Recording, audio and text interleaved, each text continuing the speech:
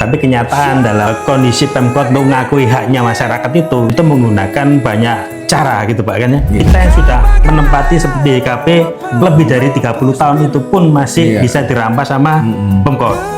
Ini yang harus kita bongkar dan kita sharekan pada masyarakat tentang alas hak. Jadi kalau Pemkot bisa mengakui itu punya dia, harus bisa membuktikan alasannya apa. Bagaimana kewenangan Pemkot? Kalau tempat itu sudah tempat sampai 30 tahun secara de facto dan secara undang-undang itu bisa mengajukan sebagai hak milik kan gitu kan, melalui peta bidang dan lain-lain. Kita juga menanti daripada klarifikasi dari Pemkot.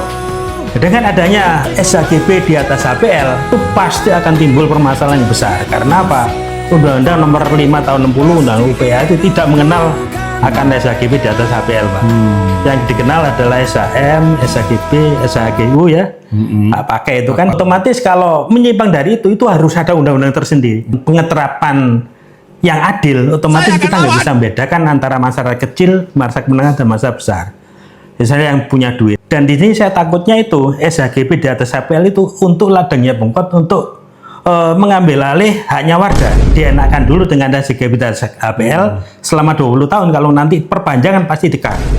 Kalau dikat haknya apa sudah tinggal diusir aja itu. Bagaimana Pak Musa? Ya, runyam dan jebakan Batman gitu. Benar. Jadi HGB di atas HPL itu makin diakui bahwa ini miliknya pemerintah kota. Kalau Pemkot itu memang miliknya Pemkot, monggo gitu. Tapi kalau milik masyarakat jangan diakui milik Pemkot. Itu masalahnya di situ. Nah, sekarang masalah HGB di atas HPL solusinya itu menjadi masalah di kemudian hari begitu, seperti tadi bisa nggak diperpanjang, bahkan kalau pemerintah kota membutuhkan tanah itu maka sewaktu-waktu bisa HGB di atas HPL-nya dicabut begitu.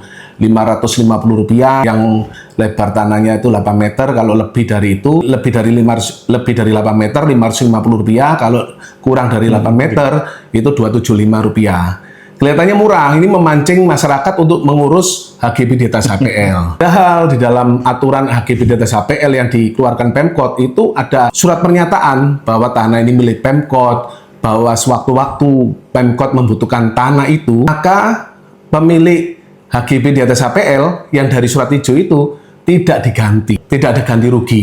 Kalau bangunannya itu tidak dipakai, tidak dibutuhkan oleh Pemkot. Kalau dibutuhkan diberi ganti rugi, tapi kalau nggak dibutuhkan kita tidak mendapat ganti rugi, bahkan disuruh membongkar sendiri bangunannya, sangat merugikan masyarakat begitu.